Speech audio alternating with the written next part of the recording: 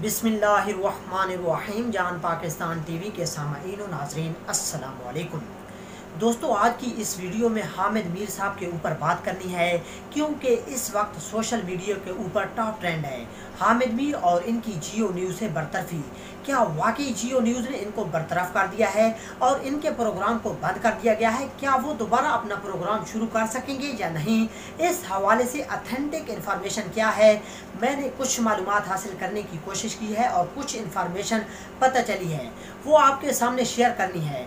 ख़ास तौर पर पिछले 90 घंटों के दौरान क्या क्या कुछ होता रहा और कहां कहां पर राब्ते हुए, कैसे ये सारी स्टोरी डेवलप हुई, ये सारी तफसीलात आपको बताऊंगा। लेकिन इससे पहले थोड़ा सा बैकग्राउंड आपके साथ शेयर करना ज़रूरी है। ज़्यादा डिटेल में नहीं जाऊंगा। ये मामला शुरू हुआ इस्लामाबाद प्रेस क्लब के सामने होने वाले इस एहतजाजी मुजाहरे से, जो असद तूर की हिमायत में शुरू किया गया।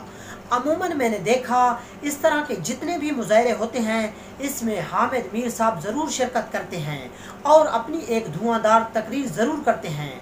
माजी में भी करते रहे हैं और इस बार भी उन्होंने धुआंधार तकरीर करने के चक्कर में मुल्की इदारों के ऊपर संगीन इल्ज़ामात आयद कर दिए। ना सिर्फ संगीन इल्ज़ामात आयद किए, बल्कि रेड लाइन क्रॉस करते हुए नाजेबा अल्फाज भी इस्तेमाल किए।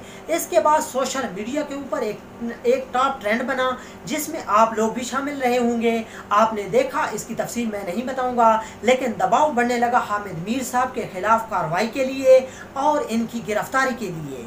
ये दबाव रियासती इदारों पर भी था और जियो न्यूज़ की इंतज़ामिया के ऊपर भी। ज़ाहिरी बात है, ये दबाव रहा होगा कि कार्रवाई की जाए इनके खिलाफ, लेकिन 90 घंटों के दौरान कुछ अहम फैसले किए गए। जहां पर मैं ये बात वाज़ह कर देना चाहता हूं कि अभी तक जिस इदारे के खिलाफ हर्जा सराई की गई है, इस इदारे की जानिब से अभी तक कोई कार्रवाई नहीं की गई। लेकिन पिछले 90 घंटों के दौरान बहुत सी अहम डेवलपमेंट हुई हैं। ख़ास तौर पर वजारत इत्तलात में जिस दिन हामिद मीर की जानिब से यह तकरीर की गई, ये रेड लाइन क्रॉस की गई, इसी रात ISI और वजारत इत्तलात का एक अहम आला सतही इजलास हुआ। इसकी बाकायदा प्रेस रिलीज भी जारी की गई और ISI की जानिब से क्लियर बताया गया कि इस मामले से हमारा कोई ताल्लुक नहीं। अमूमन ISI इस तरह का रिएक्शन या रद्द अमल ज़ाहिर नहीं करती, चूँकि इल्ज़ामात बहुत संगीन नोयत के थे और बग़ैर तहकीकात के ये सारे इल्ज़ामात आयद किए गए, तो इसकी तहकीकात होनी भी चाहिए।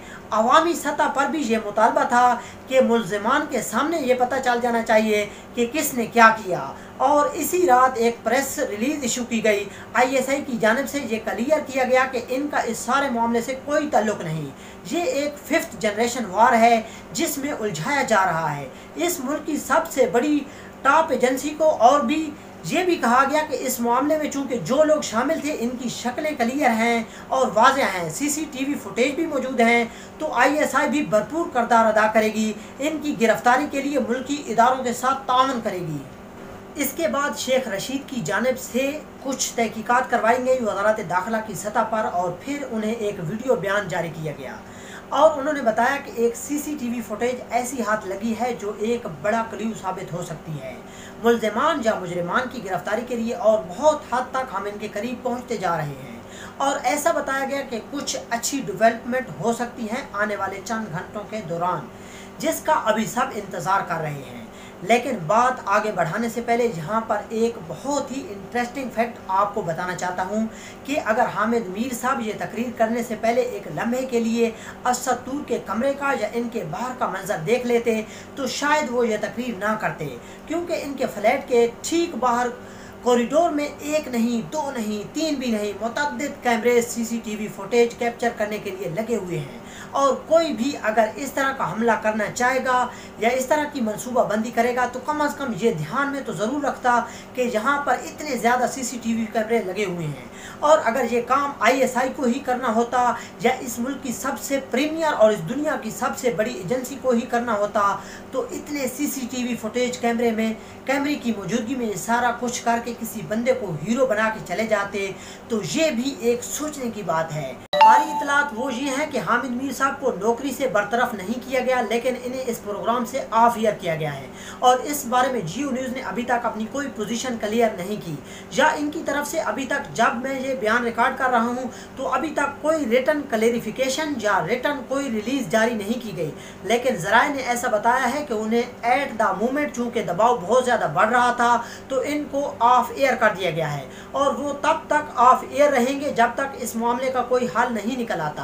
आपको याद होगा जब हामिद मीर साहब के ऊपर हमला हुआ था तो इस वक्त भी जियो न्यूज़ ने इनका प्रोग्राम ऑफ एयर हो गया था और जब तक मामला सेटल नहीं किए गए तब तक ऑफ एयर ही रहा और इस वक्त भी हामिद मीर साहब बरतरफ तो शायद ना हो और उनकी वापसी का भी इम्कान है कि वो वापस आ जाएं। लेकिन असल बात ये है कि जब तक इस मामले के ऊपर अपनी कोई पोजीशन क्लियर नहीं करते कि ये क्यों इल्ज़ाम आयद किया, कि क्या एविडेंस थे हामिद मीर साहब के पास जिसकी बेस पर इतना बड़ा इल्ज़ाम आयद किया, तब तक शायद इनकी वापसी मुमकिन ना हो। जियो न्यूज़ ने भी ये कदम बहुत खुशी से नहीं उठाया होगा क्योंकि इनका नैरेटिव, इनका ये बयानिया अपना है और ये बहुत देर से रहा है।